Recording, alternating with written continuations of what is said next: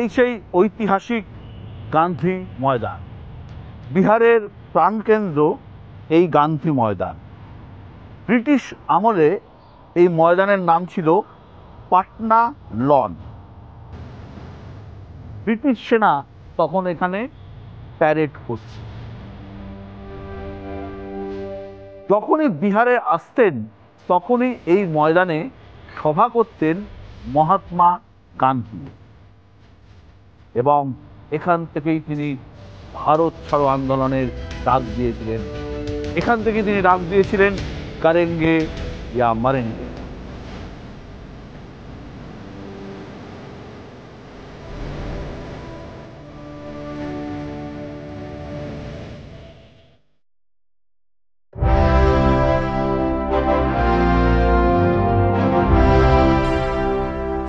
बिहार में एनडीए की सरकार बनेगी।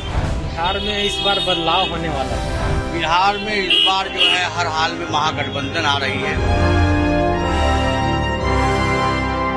इतने अल्टरनेटिव्स हैं पॉलिटिकल पार्टीज, उसमें स्टेबल ढंग से 2005 से नीतीश जी चला रहे हैं। तो मुख्यमंत्री कौन बनेगा? नीतीश जी बनेगा। उससे सब लोग संतुष्ट नहीं है पूरी तरह कि दल बदलू और क्या कहा जाए, इनको से सब लोग परेशान हो चुका है। रीजन बेसिकली ये है कि यहाँ जो है सबसे बड़ा चीज क्या है, सोर्स ऑफ इनकम, वो चीज यहाँ नहीं है।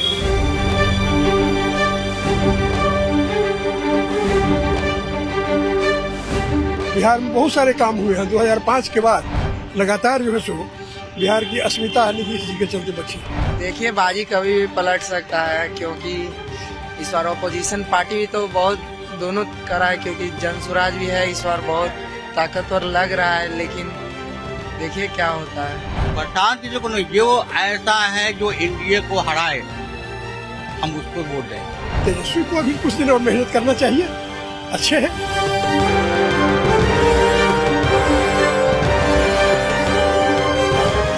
বিহারে 7.5 কোটি ভোটারের মধ্যে 17% মুসলিম ভোটার।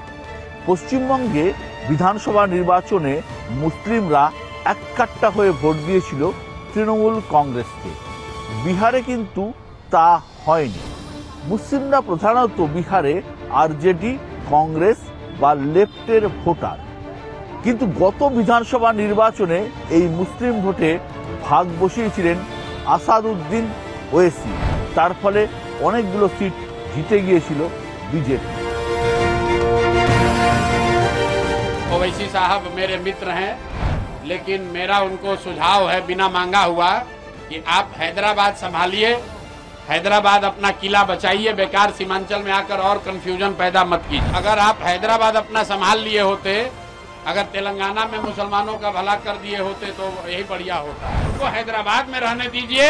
सीमांचल के नेता, सीमांचल के रहनुमा जो जिनको रहनुमाई करनी है वो सीमांचल का बेटा होना चाहिए। हैदराबाद से आकर सीमांचल में नया नेतृत्व खड़ा करने की जरूरत है।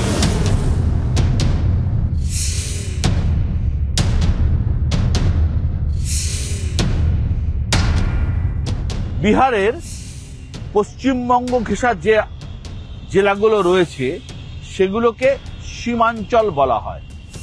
মোট 4টি জেলা রয়েছে এই অঞ্চলে: আরারিয়া, কিষানগঞ্জ, পূর্ণিয়া এবং কাটিহার।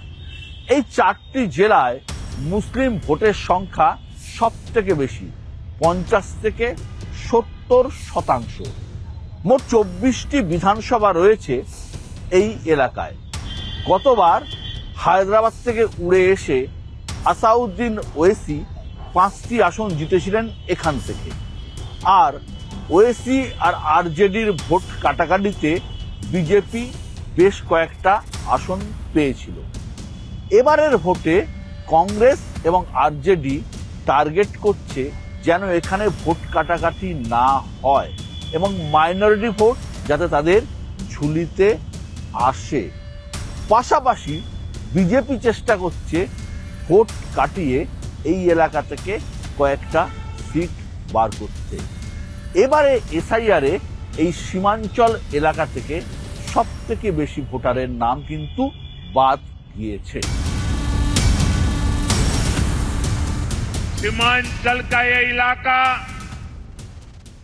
हमारी सभ्यता, हमारी संस्कृति का प्रहरी रहा है, लेकिन पिछले कई वर्षों से यहां एक खतरनाक साजिश चल रही है। ये साजिश घुसपैठ की है। अररिया हो, किशनगंज हो, पूर्णिया हो या कटिहार, हर जगह ये कोशिश हुई कि यहां की आबादी का संतुलन बदल दिया जाए। कुछ वोट पाने के लिए आरजेडी और कांग्रेस बिहार को खतरे में डाल रहे हैं। आपके बच्चों के भविष्य को खतरे में डाल रहे हैं। বিজেপি জানে সীমাঞ্চল পেতে গেলে দুটি কৌশল নিতে হবে তাদের। এক, মুসলিম ভোটকে ভাগ করতে হবে, আর দুই, হিন্দুদেরকে একজোট করতে হবে। এবং সেই কারণে সীমাঞ্চলে এনডিএর বা বিজেপির একটাই ইস্যু, সেটা হচ্ছে অনুপ্রবেশ। लालू और राहुल घुसपैठिया बचाओ यात्रा लेकर निकले थे।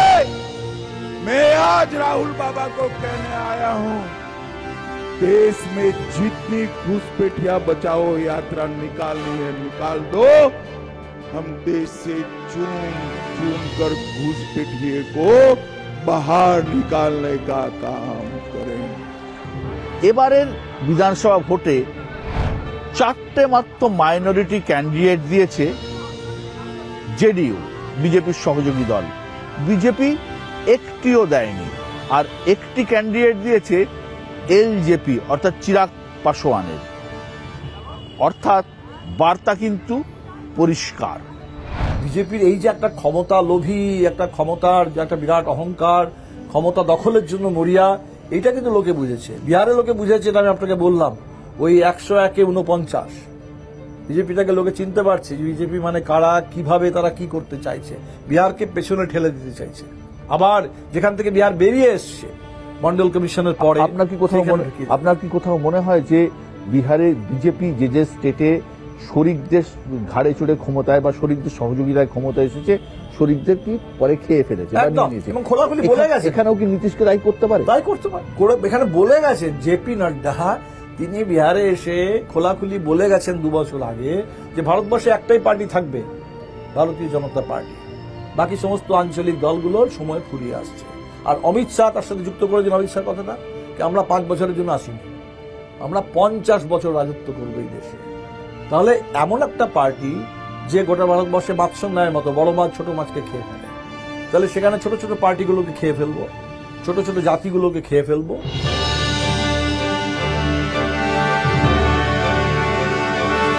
শাসক বিরোধী সব পক্ষেরই দাবি তারা নাকি জাতপাতকে গুরুত্ব দেন না, উন্নয়নই নাকি তাদের একমাত্র এজেন্ডা।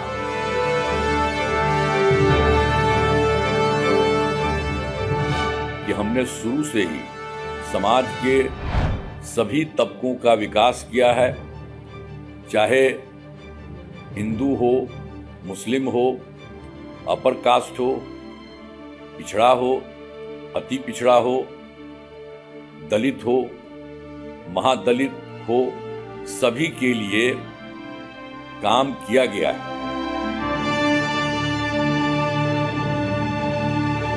केवल हम लोगों को सरकार ही नहीं बनाना है, बल्कि बिहार बनाने का काम करना है, बिहार बनाने का काम करना है। 20 साल से नीतीश कुमार जी बिहार के मुख्यमंत्री हैं। कितने साल से? आवाज नहीं आ रहा। 20 साल से है कि नहीं है?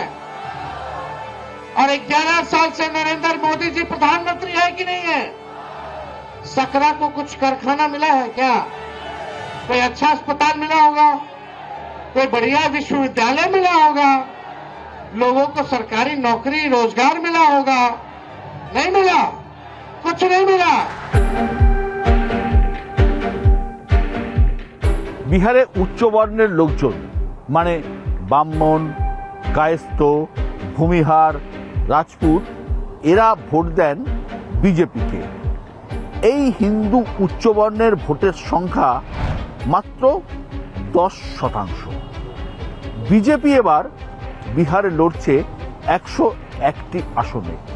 এই 101 জন প্রার্থীর মধ্যে 50%ই এই হিন্দু উচ্চবর্ণের মানুষ। অর্থাৎ হিন্দু উচ্চবর্ণের ভোটারদের কাছে বুঝিয়ে দেওয়া আমি তোমাদেরই।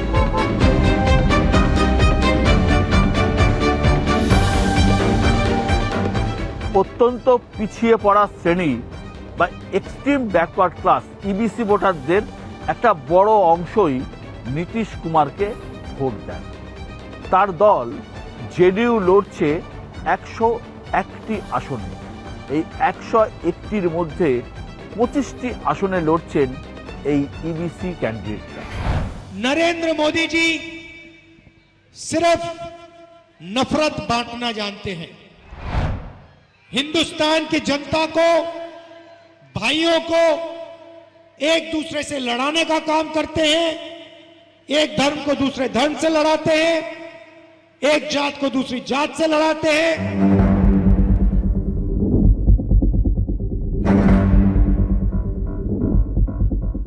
আরজেডি সাম্রাজ্য দাঁড়িয়ে দুটি স্তম্ভের ওপরে, মুসলিম ভোট এবং যাদব ভোট। এবারের ভোটে 143টার মধ্যে তারা 70টি আসনে দিয়েছে এই দুই সম্প্রদায়কে। भाइयों बहनों, लालू जी का ही जंगल राज, राबड़ी देवी का ही जंगल राज, कपड़े बदलकर, चेहरे बदलकर, भेष बदलकर फिर से आने। नीतीश बाबू ने 20 साल में जंगल राज को समाप्त किया है।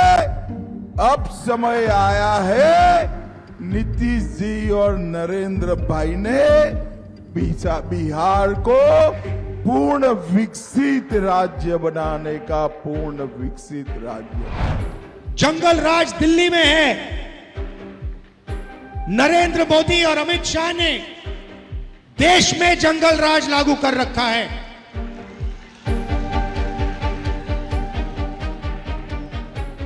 ED, CBI, income tax department का राज, धमकी का राज, नफरत का राज, किसानों से उनका हक छीनने वाला राज, मजदूरों को कुचलने वाला राज, नोटबंदी वाला राज, गलत जीएसटी वाला राज, बेरोजगारी वाला राज, ये है सच्चा जंगल राज। विरोध पक्ष का बोल रहे हैं जब सदस्य अगर पावर में आ जाएगा तो बिहार में फिर जंगल राज आ जाएगा।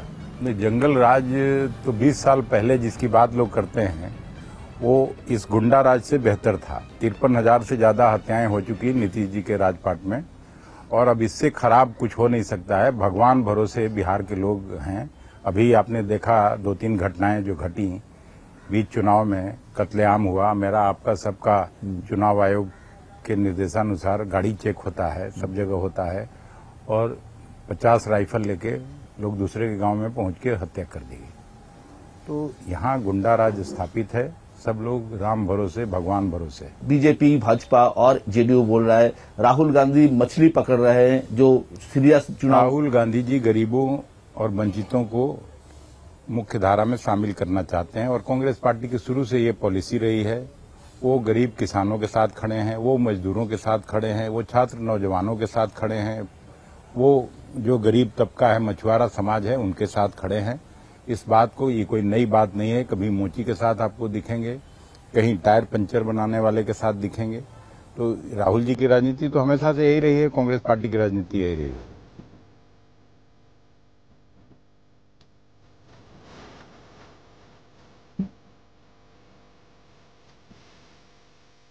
সবাইকে ভালো করতে হবে, একা ভালো করে কিছু হবে না। তার কারণ এটা তো কোথাও প্রচ্ছন্নভাবে মনে করছেন যে এই যে সিট শেয়ারিং, তার আগে আপনার তৈরি হলো, বিতর্ক হলো কে কতটা সিটে লড়বে, এই নিয়ে কংগ্রেস আরজেডি সম্মিলিত একটা মানুষের কাছে মানে ক্লিয়ার পিকচার দিতে পারেননি আপনারা। না, ক্লিয়ার পিকচার আছে। এবার ধরুন গতবারের থেকে একটু বড় কোয়ালিশন, গতবারে 5 পার্টি ছিল, এবারে 7 পার্টি, নতুন নতুন পার্টি আছে। এবার ধরুন নির্বাচনে এমনকি বিজেপির মতো রেজিমেন্টেড পার্টি, যেখানে অমিত শাহ যা বলেন তারপরে আর কেউ কিছু কথা বলে না, বা মোদি যা বলেন কিছু বলে না, বা RSS পেছন থেকে যেটা বলে তারপরে আর কেউ কথা বলে না, সেই পার্টি তো আপনি দেখবেন কত বিদ্রোহ, কত সংঘাত। ফলে একটা 7 পার্টির জোট, সেখানে সেই জোটের আসন রফা করতে গিয়ে, আসন সমঝোতা করতে গিয়ে একটু সময় লাগবে, 2-1টা সিটে হয়তো কিছু থেকে যাবে, এটা খুব স্বাভাবিক। আমরা মোটের উপরে যেটা গেছে সেটা হচ্ছে যে পুরোপুরি ইউনাইটেড, 2-1টা সিটে কিছু ফ্রেন্ডলি ফাইট হয়তো আছে, সেটাও যেটা ঠিক হয়েছে যে নির্বাচন আস্তে আস্তে অনেকে সরে গেছে, বসে গেছে, অনেকে ক্লিয়ার হয়ে গেছে। তো আমার মনে হয় নিচে তো আমি যেটা দেখছি, প্রত্যেকটা সভায় যেটা দেখছি, বালুশের মধ্যে যে ঐক্য সেটা কিন্তু সলিড, সেটা সলিড। ওপরে হয়তো আপনাকে মনে হবে যে একটু কোথাও কোথাও কখনো কমিউনিকেশন একটু গ্যাপ আছে, নিচে কোনো গ্যাপ নেই। বিহারের রাজনীতিতে সব থেকে কড়া ভাষায় যদি গেরুয়া রাজনীতির বিরোধিতা কেউ করে থাকে সেটা আপনারা, সেটা দীর্ঘদিন ধরে আপনারা করে আসছেন। কিন্তু বিহারে বিজেপি কিন্তু বাড়ছে, এবং আর এটা সবাই জানে গেরুয়া রাজনীতির সব থেকে বড় শত্রু কিন্তু আপনারাই। বিজেপি তো গোটা দেশ জুড়ে বাড়ছে, এবং তারা এখন ক্ষমতায় আছে, মাছের তেলে মাছ ভাজা, ক্ষমতা দিয়ে আরো ক্ষমতা অর্জন করা, এই তো ক্ষমতাকে কাজে লাগিয়ে আরো বেশি বেশি জায়গায় দখল করে নাও। তো বিজেপি তো সব পশ্চিমবাংলাতেও বাড়ছে, বিজেপি এমনকি দক্ষিণেও বাড়ছে, কারণ এই সময়ে বিজেপি ক্ষমতায়। আপনি চিন্তা করে দেখুন বিজেপি কেন বাড়বে না। RSS তার শতাব্দী চলছে।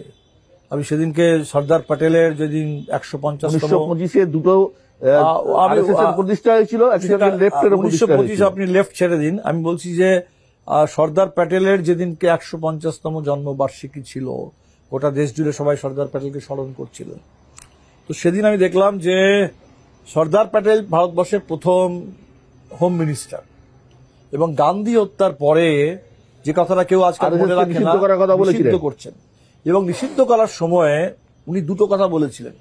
উনি এটা বলেননি যে গোডসে ব্যক্তিগতভাবে তখন RSS এর সদস্য ছিলেন কি ছিলেন না, এটা উনি বলেন যে RSS গোটা দেশ জুড়ে এমন একটা পরিবেশ তৈরি করেছে, ঘৃণা, হিংসা, এমন একটা পরিবেশ তৈরি করেছে, যে পরিবেশের বলি হলেন মহাত্মা গান্ধী।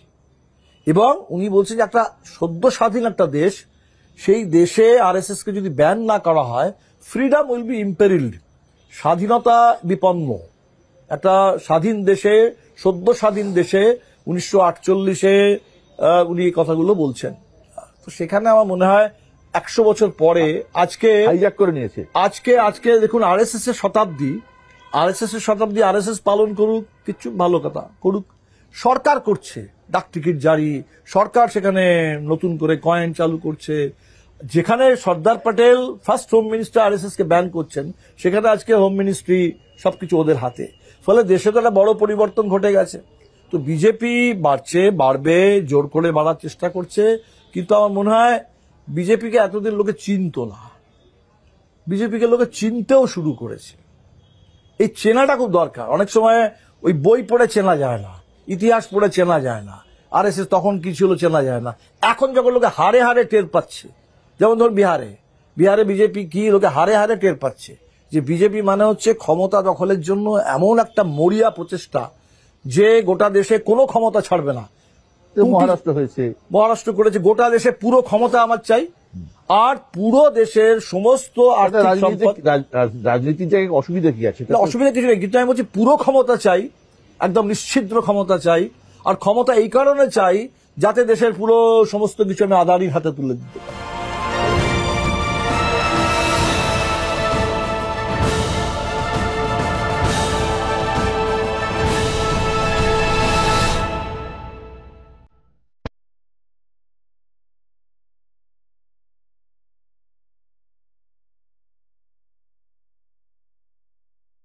ভারতে সব থেকে বেশি মাইগ্রেন্ট লেবার বা পরিযায়ী শ্রমিক যে রাজ্যগুলি থেকে আসে, তার মধ্যে 1 নম্বর উত্তরপ্রদেশ, 2 নম্বর বিহার। তার কারণ বিহারে তাদের কোনো কাজ নেই, তারা ছড়িয়ে পড়েন ভারতবর্ষের বিভিন্ন রাজ্যে। এবারে রোজগার একটা বড় ইস্যু, যে কারণে নীতিশ কুমার প্রতিশ্রুতি দিয়েছেন ক্ষমতায় এলে তিনি 1 কোটি সরকারি চাকরি দেবেন। আর তেজস্বী যাদবের প্রতিশ্রুতি প্রতিটা পরিবারে একজন করে সরকারি চাকরি দেয়া, যাতে বিহারীদের বাইরে যেতে বা বাহারি হতে না হয়।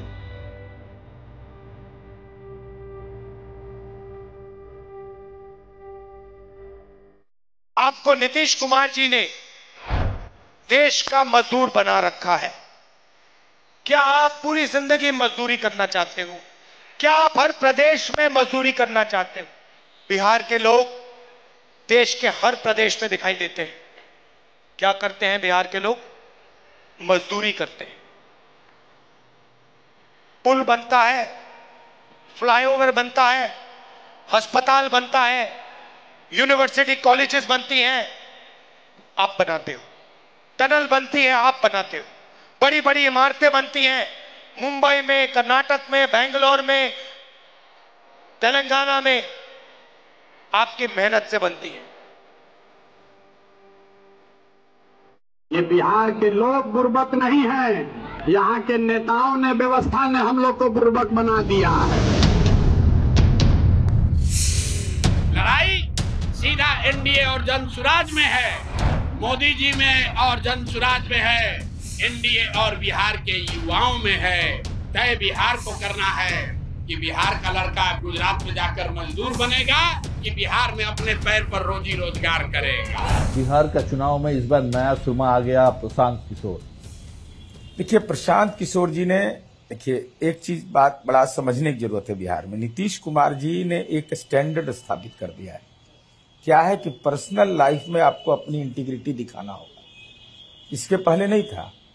पहले क्या था कि करप्शन को सोशल जस्टिस माना जाता था। अगर समाज के अंदर में कोई ऐसी घटना हो जाए या लीडरशिप हो जाए तो वो कास्ट बेस्ड लीडरशिप होता था। तो नीतीश कुमार जी ने क्या किया? नीतीश कुमार जी ने पर परिवारवाद का आरोप नहीं, कोई करप्शन का आरोप नहीं, कोई क्राइम का आरोप नहीं। तो नीतीश कुमार जी की बात पर लोगों ने भरोसा किया और यही कारण है कि नीतीश कुमार जी 20 वर्ष से हैं। तो प्रशांत किशोर जी ने कहा कि हम अनएम्प्लॉयमेंट दूर कर देंगे। बहुत हल्के ढंग से उन्होंने बोल दिया कि छठ के बाद जो आइएगा ना नहीं लौट के जाइएगा। अब कोई भी आदमी, कास्ट सर्वे का रिपोर्ट है बिहार में, 94.5% लोग बिहार के रहने वाले आज गांव और शहर के अंदर रहते हैं। और सबसे ज्यादा माइग्रेशन किसमें? अपर कास्ट में है, 5.50। मोस्ट बैकवर्ड और दलित, ये आंकड़े बड़े महत्वपूर्ण हैं। जो मोस्ट बैकवर्ड है 3.30 और दलित हमको लगता है 2.80 या 2, सॉरी हमको स्मरण नहीं है, लेकिन विद इन इसी के है। इसका मतलब क्या हुआ? मोस्ट बैकवर्ड और दलित प्रोटेक्टेड महसूस कर रहा है इस राज्य में, तब न रह रहा है। उसको रोजगार का अवसर मिला है तब न रह रहा है। तो आपने क्या कर दिया? माइग्रेशन। माइग्रेशन पर आपके बच्चे कहां पढ़ रहे हैं? दिल्ली में। आपने घर कहां बनाया? दिल्ली में। तो संपत्ति आप खरीदिए तो माइग्रेशन नहीं। आपके बच्चे बाहर पढ़ने जाएं बेटर एजुकेशन के लिए तो माइग्रेशन नहीं। तो प्रशांत को आप बाहरी बोलते हैं? नहीं, हमारे कहने का मतलब है कि आपको खुद आइडेंटिटी साबित कर। नीतीश कुमार जी का है। नीतीश कुमार जी खुद बिहार के स्कूल में पढ़े, साइंस कॉलेज में पढ़े, इंजीनियरिंग कॉलेज में पढ़े, उनका बेटा सेंट्रल स्कूल में पढ़ा, बीआईटी मेसरा में पढ़ा, तो कोई सवाल नहीं खड़ा करता है। लेकिन आप अपने बच्चों को पढ़ाइए बाहर, घर बनाइए बाहर, तेजस्वी यादव बनाए फ्रेंड्स कॉलोनी में दिल्ली में आलीशान भवन, और आप यहाँ कहिए कि माइग्रेशन हो रहा है। तो हमारे बच्चे नहीं जाएंगे काम करने के लिए? उनको देश में हक नहीं है? बंगाल की बेटियां यहाँ नौकरी कर रही है कि नहीं? तो कहाँ कोई कंट्रोवर्सी होता है? तो प्रशांत को आप सीरियसली नहीं ले रहे हैं? नहीं, देखिए प्रशांत किशोर जी ने एजेंडा तो उठाया लेकिन सस्टेन नहीं कर पाए, और ये रिजल्ट के बाद आप देखिएगा इसको। लोग बोल रहे हैं प्रशांत किशोर इस बार फैक्टर बन जाएगा। नहीं, अब देखिए बोलने के लिए तो कोई बोल देता है, लेकिन मैं जो घूमता हूं, जो मुझे लगता है, लोग सीधा डायरेक्ट देखता है फाइट, कौन बेटर है। भाई प्रशांत जी खुद चुनाव लड़े नहीं, चीफ मिनिस्टर का कैंडिडेट है नहीं,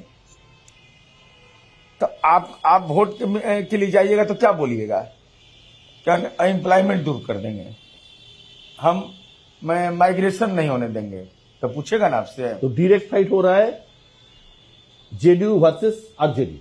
बिल्कुल, एनडीए वर्सेस महागठबंधन, जो कि ग्रैंड अलायंस में टूट है, इसका तो बहुत सारा फ्रेंडली फाइट भी हो रहा है ना। कांग्रेस वहां कांग्रेस सीपीआई सब में ये लोग जा कहाँ रहा है। अब वहां राहुल जी कब जाएंगे, तेजस्वी जी कब जाएंगे, दोनों में कौन सेकुलर है, ये भी तो तय इनको करना है। कांग्रेस पार्टी बछवाड़ा में भी लड़ रही है, सीपीआई भी लड़ रही है, तो किसको वरदान देंगे किसको श्राप देंगे, यही दोनों तय करेंगे भाई। विद इन अलायंस भी ठीक नहीं है। कितना सीट लग रहा है आपको इस बार आएगा आप लोग? देखिए, हम कोई प्रेडिक्शन करने वाले लोग नहीं हैं, लेकिन हम यह समझते हैं कि बिहार की जनता 2/3 से ज्यादा मेजोरिटी देगी। जिस ढंग से महिलाओं का उत्साह मैं देख रहा हूं, जो यूथ सेंट्रिक हमने काम किया है और रोड मैप जो हमने फ्यूचर के लिए दिया है, तो चूंकि हमने काम किया है तो लोगों को भरोसा है।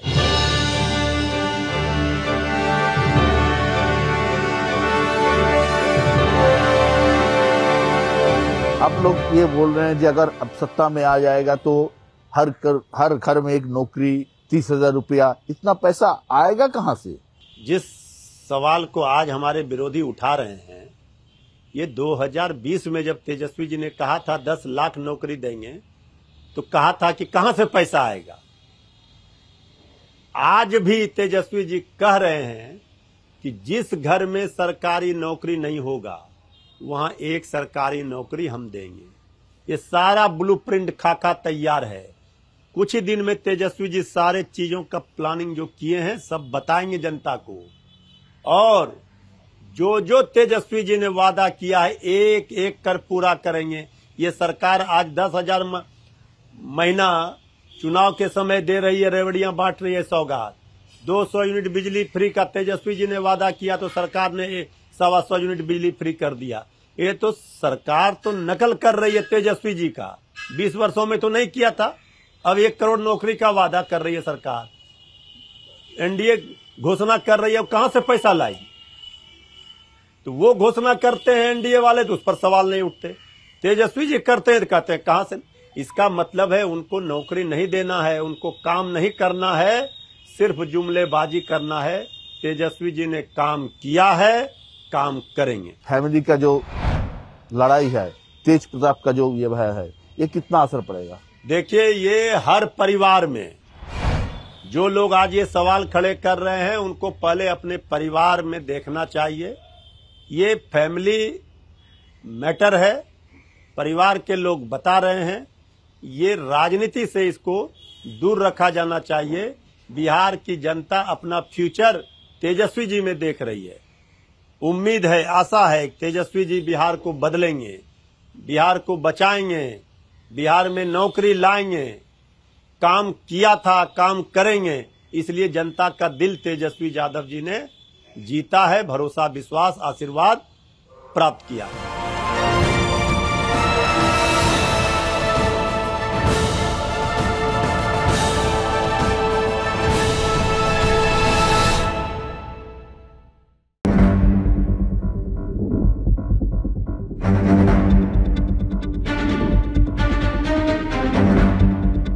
বিহারে মহিলা ভোট ফ্যাক্টর হলেও মহিলা বিধায়কের সংখ্যা কিন্তু খুবই কম। 1952 সালের নির্বাচন থেকে 2020 সালের নির্বাচন পর্যন্ত সব মিলিয়ে বিহারে মহিলা বিধায়ক হয়েছে 258 জন। এবারের ভোটে সবথেকে বেশি মহিলা প্রার্থী দিয়েছে বিজেপি। তারা 34 জন মহিলাকে প্রার্থী করেছে, অর্থাৎ বিজেপি নীতিশ কুমারের জোট। মহাগঠবন্ধন লালু প্রসাদ যাদবের আরজেডি, কংগ্রেস সবাই মিলে 30 জন মহিলাকে প্রার্থী করেছে, আর প্রশান্ত কিশোরের দল জনসুরাজ পার্টি প্রার্থী করেছে 25 জন মহিলাকে।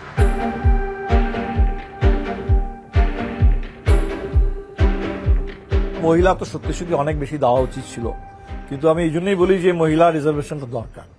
রিজার্ভেশন দিয়ে যদি বাধ্য না করা হয়, এবং ভারতবর্ষে যে সিস্টেমটা আছে, যদি আমাদের দেশে যদি লিস্ট সিস্টেম হতো, পার্টির ভিত্তিতে ভোট হবে, পার্টি একটা প্যানেল দেবে, এবং যে পার্টি যত ভোট পাবে সেই অনুযায়ী তার প্যানেল জিতবে, তাহলে অন্য হতো। কিন্তু যেহেতু আপনাকে ভোটটা হচ্ছে এলাকা ভিত্তিক, এক একটা সিটের এক একটা চরিত্র, তো সেখানে অবশ্যই মহিলা আমরা যেটা ভেবেছিলাম আমাদের বেশি দেওয়া উচিত, আমরা পারিনি। কিন্তু আমাদের ভালো লেগেছে যে অন্তত শহরে দিব্যা গৌতম গৌতমের একটা পরিচয় আছে, সুশান্ত সিং রাজপুতের বোন, সেটাও একটা পরিচয়, ওর আরো পরিচয় আছে। ও Patna university student union election লড়েছিল, সামান্য কিছু ভোটে হেরেছিল। ও নিজে একজন বড় থিয়েটার অ্যাক্টিভিস্ট, ও নিজে সাংস্কৃতিক কর্মী, নিজে কলেজে পড়ায়, কন্ট্রাক্ট টিচার একজন, যার এবং নিজে এখন এই মুহূর্তে পিএইচডি করছে। তো ও তো বহুবিধ পরিচয় আছে এটা। এবং আমার মনে হয় দীঘাতে বা পাটনা শহরে সবার ভালো লেগেছে এরকম একজন ক্যান্ডিডেট আসা। এই নতুন প্রজন্ম এগিয়ে আসুক ভালো করে।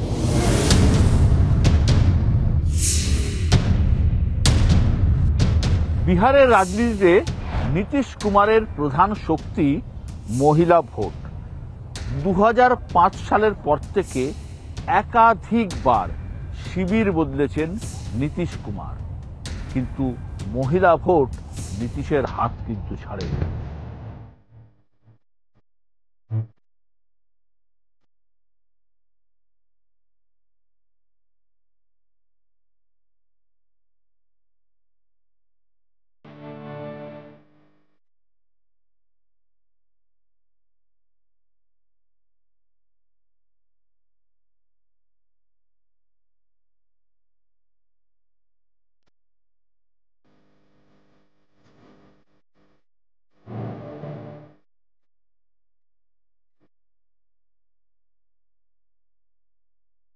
महिलाओं के लिए पहले की सरकार ने कोई काम नहीं किया।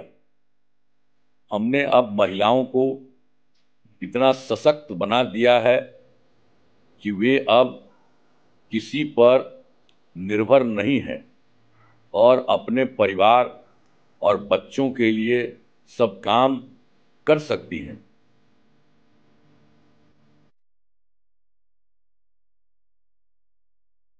जिस स्थिति में हम लोगों को बिहार मिला था, उस समय बिहारी कहलाना अपमान का विषय था। आज बिहार की सरकार नीतीश जी नहीं चला रहे हैं, उनको चलाने दे ही नहीं रहे हैं। आज यहाँ की सरकार केंद्र से चलती है।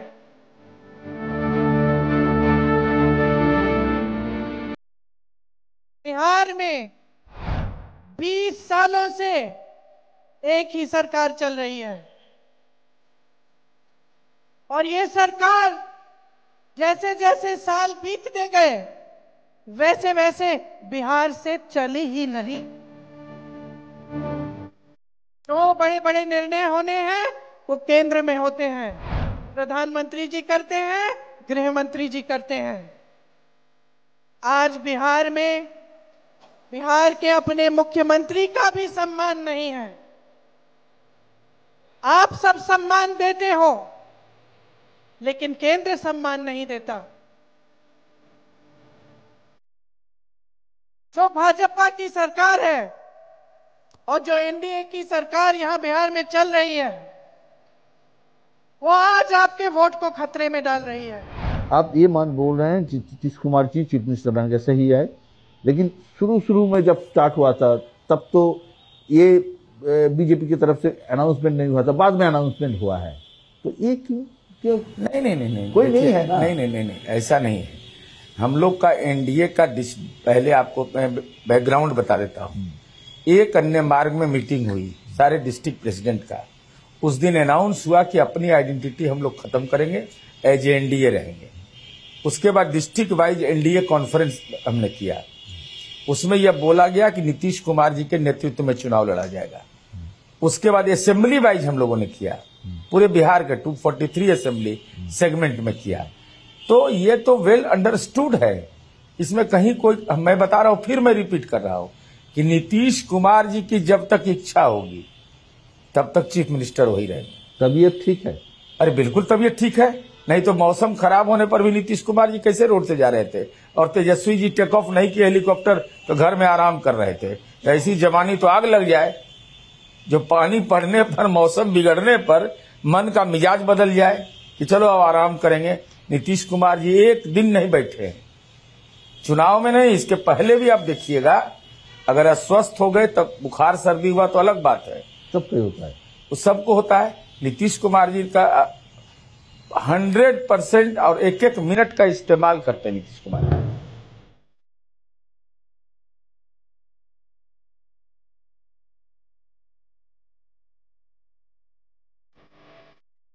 हमारे पास तेजस्वी यादव जी सा एक ऐसा लीडर है जिनको डिप्टी सीएम रहते हुए 17 महीने काम करने का मौका मिला, 5 लाख सरकारी नौकरी बंटवा दी, 3.5 लाख प्रक्रियाधीन करके आए, आईटी का पॉलिसी बनाया, टूरिज्म का पॉलिसी बनाया, स्पोर्ट्स का पॉलिसी बनाया, काम करके दिखाया। और तेजस्वी जी के 17 महीने के काम को बिहार की जनता ने देखा, इसलिए उनको भरोसा विश्वास तेजस्वी जी पर हुआ। पिछले 20 साल से नीतीश जी चीफ मिनिस्टर रहे, कभी आरजेडी का साथ, कभी भाजपा का साथ। इस बार भी अगर ऐसा मौका आएगा, ऐसा सिचुएशन आएगा तो नीतीश जी तो फिर तो आरजेडी के साथ आ सकते हैं ना। देखिए, इस बार कोई गलतफहमी में ना रहे, इस बार कोई कंफ्यूजन नहीं है जनता को। इस बार का मुकाबला बिल्कुल साफ है, बिहार की जनता तेजस्वी यादव जी के साथ है। अब इस बार ये नौबत नहीं आएगी, तेजस्वी यादव जी महागठबंधन की सरकार प्रचंड बहुमत से बनने जा रही है और बिहार को सिर्फ सरकार बनाने वाली सरकार नहीं, बिहार को बचाने वाली, बिहार को बनाने वाली सरकार चाहिए, जो तेजस्वी सरकार देगी।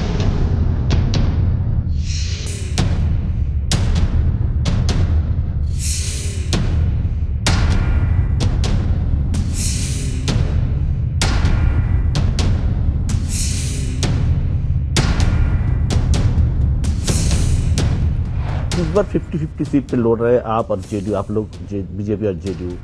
अगर बीजेपी ज्यादा सीट मिल जाए फिर भी नीतीश जी, एनडीए एकजुट है, उसमें कोई अलग घटक नहीं है, एक इकाई है एनडीए और नीतीश जी के नेतृत्व में ही हम लड़ रहे हैं।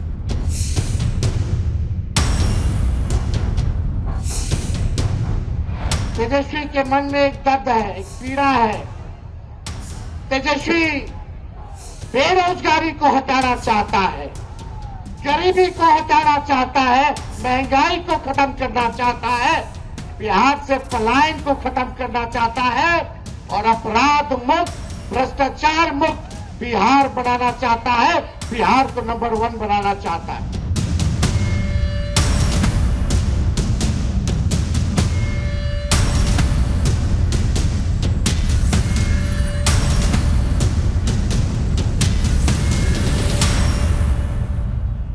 जब तक नीतीश कुमार जी की इच्छा होगी तब तक एनडीए की इच्छा, तब तक जनता की इच्छा।